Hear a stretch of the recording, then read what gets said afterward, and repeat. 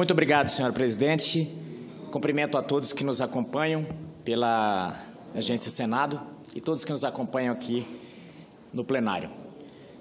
Senadora Ana Amélia, eu realmente fico pasmo de ver a capacidade de manipulação, dissimulação dessa agremiação política. Eu digo agremiação política porque eu não vou chamar de partido, porque partido compõe-se de um grupo de pessoas que têm uma ideologia, que acompanham uma filosofia, mas esse grupo, na verdade, ele não tem uma filosofia. Vamos ver, qual a filosofia desse partido? Não tem. A personalidade desse amontoado não tem. Existe ali a ideologia do Lula, que eu achei até engraçado no livro do Hildebrand, ele dizia na capa, Marx enganou Deus e Lula enganou os dois. E se referindo ao fato de que o partido PCdoB, o Partido Comunista, se transvestiu no PT, enganou o clero, fazendo o clero apoiar o PT e chegar ao poder, e depois o Lula deu tombo nos dois. Mas não quero ficar falando disso aqui. O que eu quero dizer é que os três mosqueteiros, Vadir Damus, Paulo Teixeira e o Pimenta, conseguiram o que queria. Está todo o Brasil falando de uma figura condenada desde domingo. Lógico que tiveram ajuda de quem? Estão falando em lambança do judiciário. Não houve lambança do judiciário nenhuma. Houve um caso de um desembargador que deveria ter saído de Camburão daquele plantão. Aquilo lá não é diferente de uma venda de sentença. Aquilo lá não é diferente de um conluio, de um acerto. Veja que o negócio foi protocolado depois de saber quem estava de plantão. Aquilo lá foi a maior patifaria que eu já vi. Vergonhoso, vexaminoso. E aí fala assim, eu vi alguém hoje dizendo assim, mas como o PT se presta a isso? Eu falei, não se admire. Isso é um pragmatismo que sempre foi a tônica.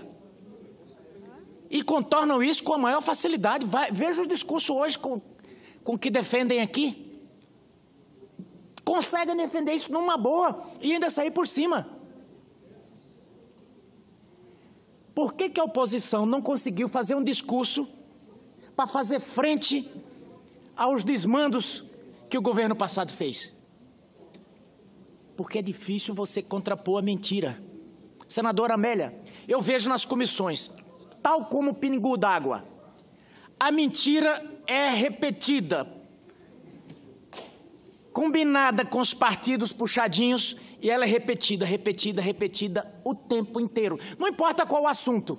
Vamos discutir o projeto sobre a mineração de tal lugar. Bate no mesmo assunto o tempo inteiro. E vai criando uma coisa na cabeça da população. Veja bem, já estão dizendo que os 13 milhões... Aqui subiu uma parlamentar e disse que os 13 milhões de desempregados é responsabilidade nossa que votamos o impeachment. Que essa crise na saúde é responsabilidade nossa que votamos o impeachment. Eu tenho que tirar o chapéu.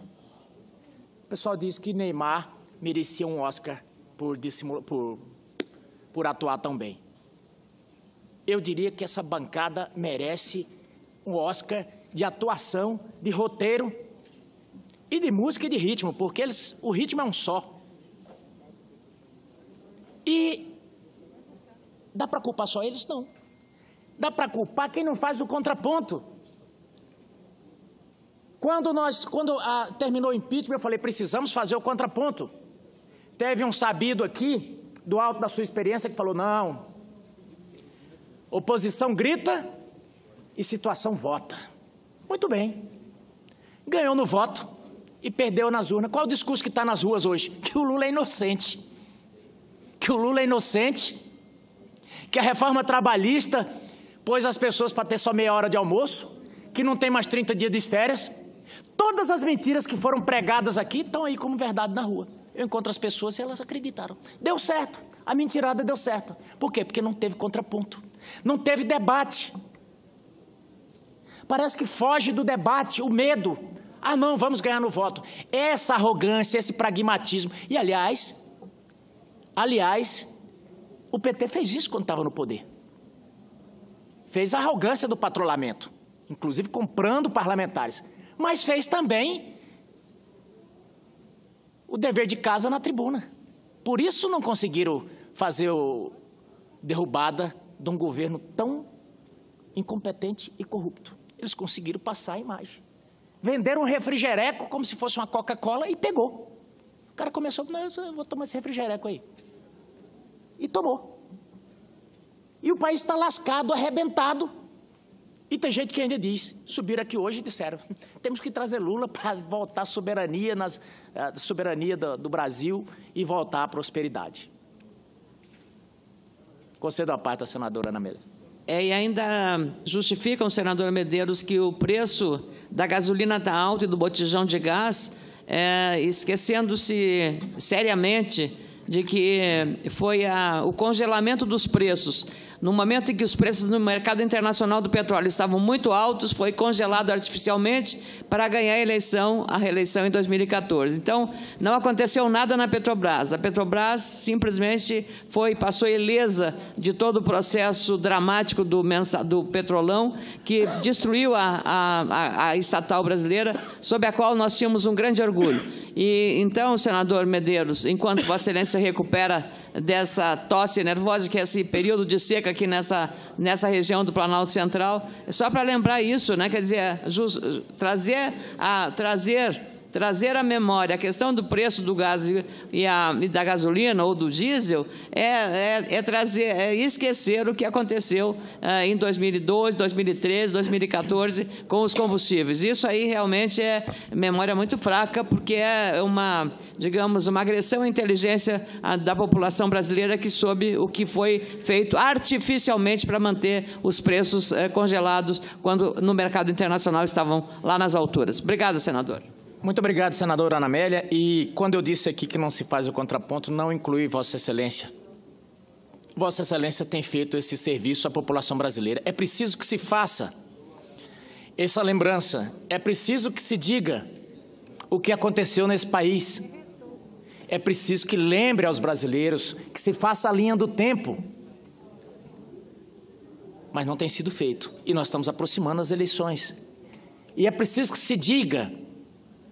Não existe essa história de que nosso judiciário tem uma conspiração e que prendeu um inocente, conversa fiada, mas é normal na luta política.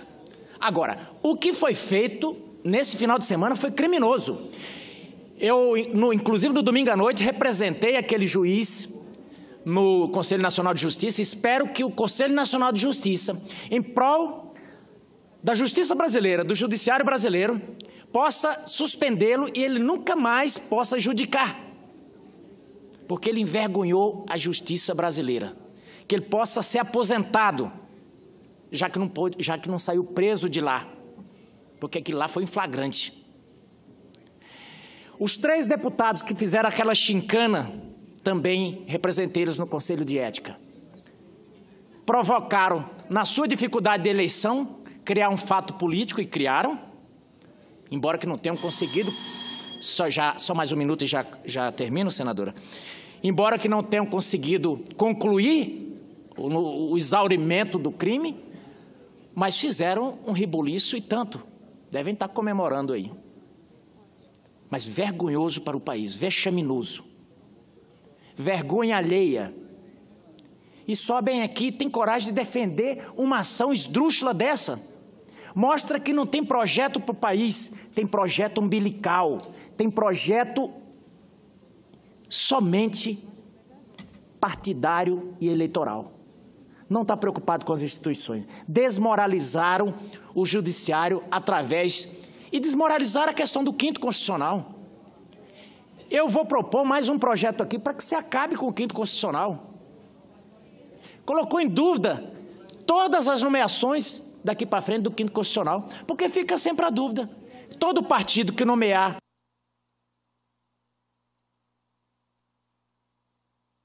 partido que tiver no poder e colocar alguém pelo 5º constitucional, o sujeito já vai falar que ele lá vai trabalhar para a militância do partido. Ora, tem foto aí correndo na internet do rapaz beijando o Lula.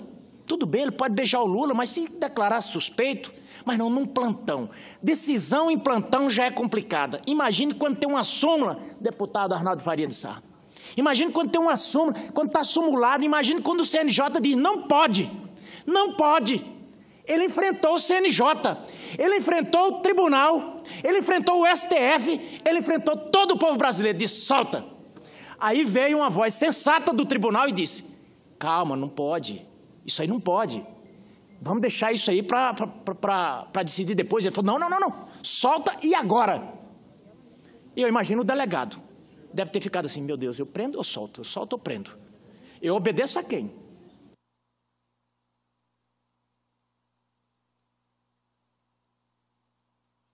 Ele deve ter ficado naquela dúvida tamanha. Se eu desobedeço a um, eu respondo. Se eu desobedecer a outro, eu respondo.